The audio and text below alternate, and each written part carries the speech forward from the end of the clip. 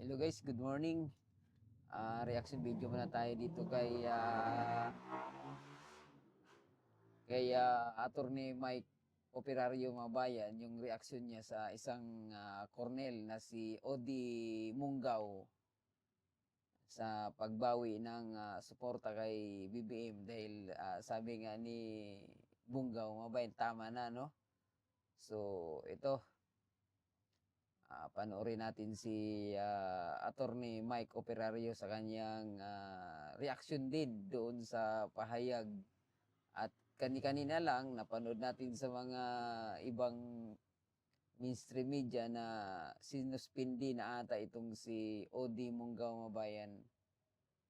Ayan, sa kanyang ginawang pag-withdraw ng suporta kay BBM. Ayan, so panoorin natin to kung ano ang kanyang reaksyon ni Mike Operario, Attorney Mike Operario. Ayan. At bago pala natin ba shoutout muna tayo kay Ate Isra at kay Sir Sakurasan. Medyo natingga tayo ng ilang araw. Grabe kasi yung busy namin noong December, no? At kanina, punta sana tayo ng Dolomite Beach. Hindi rin tayo nakapunta dahil medyo hapo talaga nung December at yun lang yung pahinga natin ngayong araw na to, Friday. So bawi na lang tayo next week or tingnan natin sa Sunday kung makapunta tayo ng Dolomite Beach kasi mukhang may clean up drive ang gagawin ng mga tulad kong DDEs mga bayan. Ayan, so panoorin muna natin itong reaction video ni Attorney Mike Operario sa pag-withdraw ng suporta kay Marcos Mabayan. Si Colonel Orly Mungaw is now the man of the hour. Yan po ang pag-uusapan natin sa araw na ito. Ito po muli si Attorney Mike Operario. Kamakailan lang, ilang oras ang nakakaraan, nagpalabas ng pahayag. For the first time, isang active member ng AFP ang nagpahayag ng kanyang withdrawal ng suporta sa ating Pangulo. Maaring siya ay isang tao lamang, pero malaki ang epekto nito sa moral ng maraming mga kasundaluhan. Ito po ay hindi kay Colonel Mungaw nag-umpisa.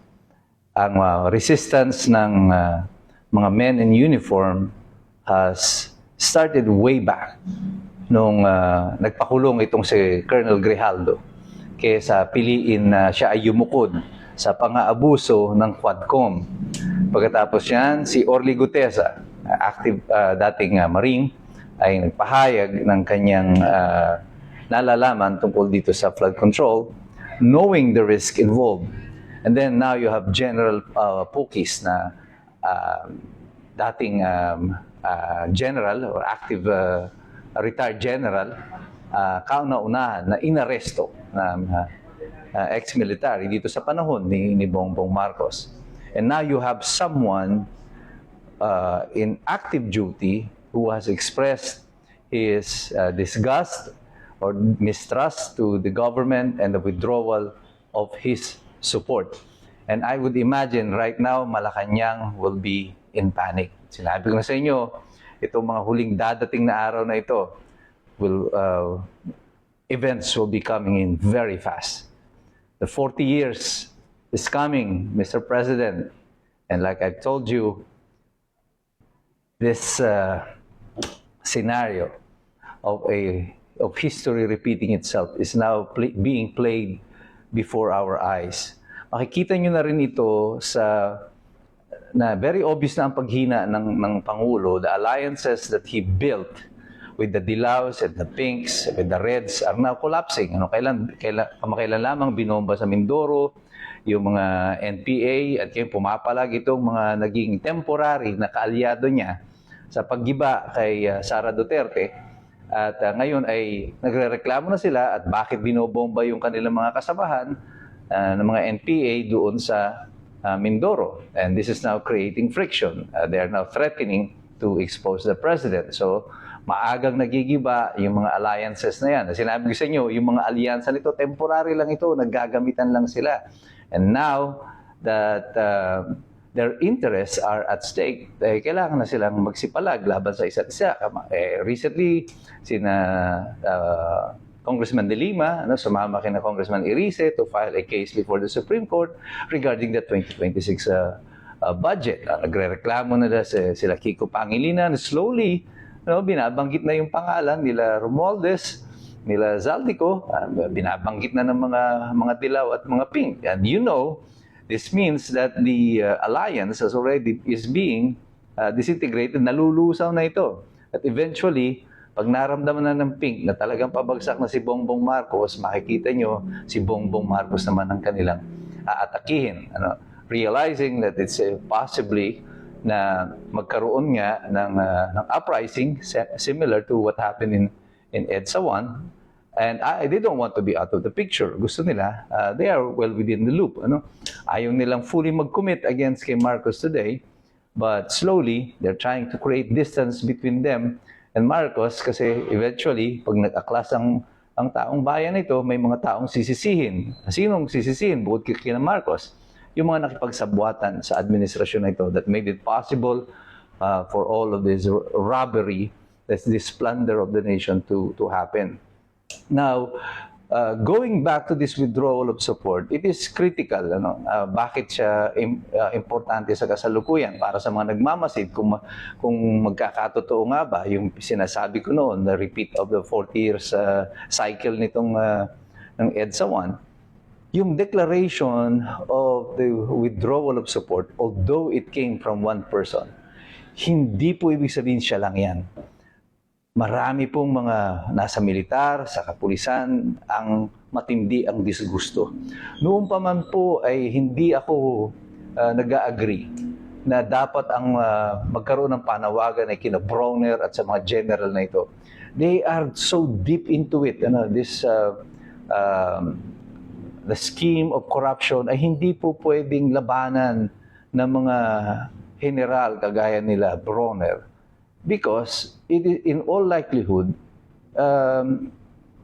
it is the probability of them being a part of it is higher, mas mataas. There are about 200,000 active personnel of the military. At imposible naman, yung 200,000 na yan, lahat ay nakinabang o nag-a-agree sa ginawa ng administrasyon na ito sa pera ng taong bayan. Marami po dito mga active ngayon, mga PMAers, and they are committed to the vows that they took. Their pledge, they take it seriously. At marami po sa mga sundalo na naririyan na araw-araw nakikipaglaban sa mga kalaban ng Estado ay dismayado sa kung papaano ang pera ng taong bayan ay it was plundered. Basically, it was plundered. Hindi po ito simple robbery. This is a case of plunder. Talagang inubos po ang pera ng taong bayan. And I believe that yung paisa-isa na ito na deklarasyon ay it will spread like wildfire. Kaya sabi ko nun, hindi kailangan yung mga general ang magdeklara. You have to observe the junior officers, those who are lower in ranks. Sapagkat sila yung araw-araw na nakikipagdigma, nakikipaglaban, at sila ang mas naaapektuhan ng mga maling polisiya at desisyon ng gobyerno. Buhay nila ang nakataya dito. Kaya naiintindihan ko kung ang isa sa kanila ay tatayo na tungkol dito. And now, this is just the beginning. The flames of the withdrawal of support has been lit. Nag-umpisa na siya. At ang tanong sa administrasyon, kaya nyo kaya itong pigilan? Well, there is nothing that the administration right now is doing that will stop the flames of this expression of the popular sentiment. I think this is now the popular sentiment among the enlisted personnel. Importante po sa mga kasundalohan na ang kanilang sinusunod na Commander-in-Chief has the moral authority and moral ascendancy. Sa dami po ng kontrobersiyang kinakarap ng Pangulo tungkol sa korupsyon, sa droga, sa immoralidad, Sa tingin ko, marami sa mga kasundaluhan natin ang nag-iisip na. As a matter of fact, months before this, there are soldiers already and there are active police officers na nagme-message po sa akin na yun lang ang sinasabi, na hindi lang sila makapagsalita sapagkat sila ay nasa serbisyo pa. Pero ayaw nila yung nangyayari. Pero ngayon, meron ng isang matapang na sundalo that despite of the possible consequences against him, he stood up for the nation. Tumayo na siya para sa bansa kasi alam niya kung saang direksyon tayo patungo pagkatapos nito. Right now, Malacanang is in panic. Kaya sinasabi ko sa iyo, araw-araw, sa paglipas ng mga araw nito, natuturete na ang mga nakaupo dyan sa palasyo. Kasi alam nila, paigsi ng paigsi ang panahon. Pebrero 2026, ito ay malapit na. Maniningil ang kasaysayan at hindi nila ito mapipigilan sapagkat wala silang ginagawa upang pigilan ito. Pero tayong lahat, patuloy tayo dito. Mga kababayan ko, kayo po ay patuloy na makilahok. Sumali po tayo sa diskurso. At sa ating pagsali na yan, patuloy tayong magsipag-aral sapagkat mahirap makialam ang taong walang alam. God bless you. God bless us all. Mabuhay ang Republika ng Pilipinas.